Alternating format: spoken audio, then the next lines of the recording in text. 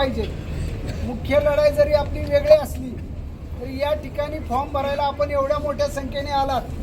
ही गर्दी अचानक जमा झालेली गर्दी आहे. आता आपल्याला जर रॅली करायची असेल मूक रॅली तर आपण गावातून एका मार्गाने मूक रॅली करू शकतो. पण माझं असं मत आहे की 2 तारखेला आपल्याला मोठा मेळावा करायचा आहे आणि तो मेळावा करत असताना जे लोक आपल्या ताकदीबद्दल बोलत आहेत, जे आता किरकोळ लोक घेऊन फॉर्म भरलाय, त्या ठिकाणी त्या लोकांना आपल्याला उत्तर द्यायचं आहे.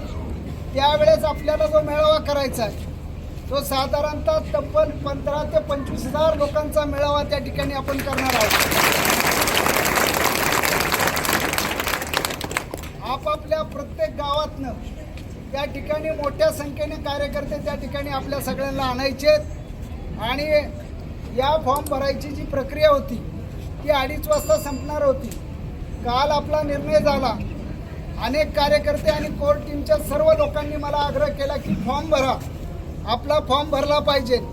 ज्या लोकांनी आपलं तिकीट कट केलंय, तिकीट कट करताना त्यांनी जे वाक्य वापरलंय की आमचा या व्यक्तीला विरोध आहे आणि या व्यक्तीला विरोध असल्यामुळं आम्ही यांचं काम करणार नाही, त्या लोकांचं काम आम्हाला कार्यकर्त्यांना करायचं नाही. त्यामुळं आम्हाला ना मोहितेचं काम करायचं आहे, ज्यांनी तुमचं तिकीट कट केलं आहे त्यांचं काम करायचं आहे. तर त्या ठिकाणी आमचा आग्रह आहे तुम्ही त्या ठिकाणी फॉर्म भरा.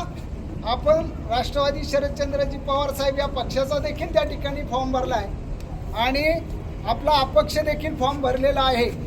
त्यामुळं आता आपण या प्रक्रियेमध्ये पुढं जाण्याचं ठरवतोय. आपली सगळी कोर टीम चांगल्या पद्धतीने काम करते. आपले 389 बूथ आहेत. त्या बूथवरच्या प्रत्येक कार्यकर्त्याला पंचायत समिती गणाप्रमाणे नगरपालिकाप्रमाणे मी आढावासाठी बोलावणार आहे की आपण काय स्टेजला आहोत, आपल्याला या गावात काय मतदान होणार आहे.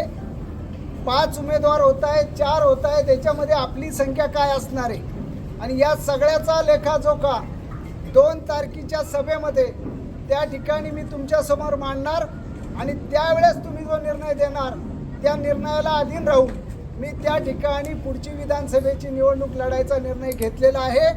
आपण सगळे एवढ्या मोठ्या संख्येने त्या ठिकाणी माझ्याबरोबर आलात. या ठिकाणी बराच वेळ सकाळी 11 वाजल्यापासून आत्तापर्यंत या ठिकाणी आपण सर्वजण थांबलात, त्याबद्दल मनापासून आपल्या सर्वांचे आभार व्यक्त करतो. खऱ्या अर्थाने पवार साहेबांची मनापासून इच्छा होती की ही जागा सोडायची नाही, पण शिवसेनेचे काही लोक आणि इतर पक्षाची काही लोक हे पवार साहेब आणि जयंतराव पाटील, माननीय जयंतराव पाटील यांच्याकडे जाऊन सांगायचे की तुम्ही जर या माणसाला उमेदवारी दिली तर आम्ही यांचं काम करणार नाही. आणि मग अशा पद्धतीमध्ये वारंवार 10 दिवस हॅमरिंग झाल्यानंतर ती जागा त्या ठिकाणी शिवसेनेकडे द्यायची मानसिकता झाली. जर ही राष्ट्रवादी पक्षाकडे असती तर ती निश्चित मलाच देणार होते. त्यामुळं मला मिळणार म्हटलं की यांची मीटिंग ग्रँड हॉटेलला, मला मिळणार म्हटलं की यांनी मीटिंग करायची आणि आमच्या पक्ष कार्यालयात जाऊन तिकीट मागायचं. खरं तर तुम्ही तुमच्यासाठी उमेदवारी मागणं हे रास्त आहे, तुमच्या पक्षात मागणं हे रास्त आहे. मी शिवसेना पक्षाकडे उमेदवारी मागायला गेलो नाही, मी कोणाचीच कागाळी चाडी किंवा याला उमेदवारी देऊ नका असं सांगायला गेलो नाही. पण मला कळत नाही मी एकट्या माणसाने काय मोठं पाप केलंय की हे सगळेजण माझ्या विरोधात जात होते आणि माझ्या विरोधात जाऊन फक्त एवढंच सांगत होते की यांना उमेदवारी देऊ नका, यांना दिली तर आम्ही काम करणार नाही. त्या नेते मंडळींना आणि त्या ठिकाणी त्या जाणाऱ्या प्रत्येक व्यक्तीला त्या ठिकाणी उत्तर द्यायचंय.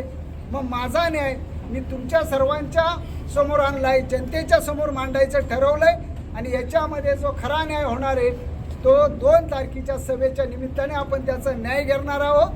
मधल्या पिरियडमध्ये त्या ठिकाणी आपल्याला प्रत्येक बूथचा आपण लेखाजोखा घेणार आहोत आणि काळजी करू नका.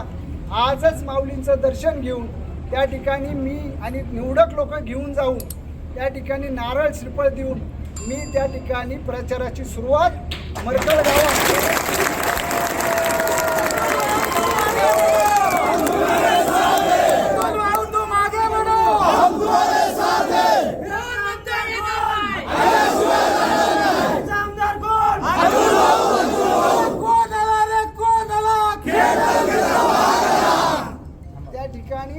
दर्शन करून मी सुरुवात करणार आहे.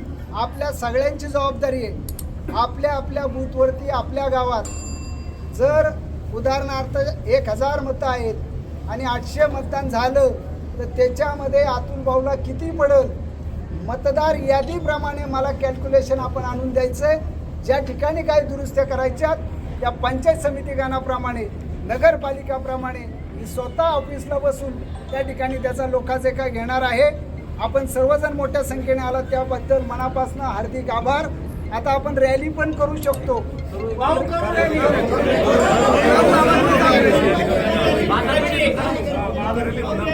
मग आता या ठिकाणी मी असा पुढे चालतो.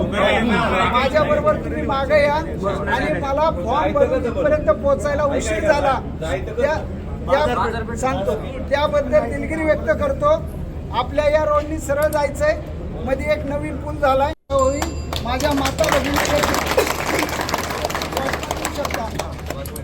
माता भगिनी एवढ्या मोठ्या संख्येने उपस्थित झालात त्यांना देखील मनापासून धन्यवाद देतो. कारण कुठलंही निमंत्रण आणि व्यवस्था नसताना आलं. आता मी असं पुढे निघतो.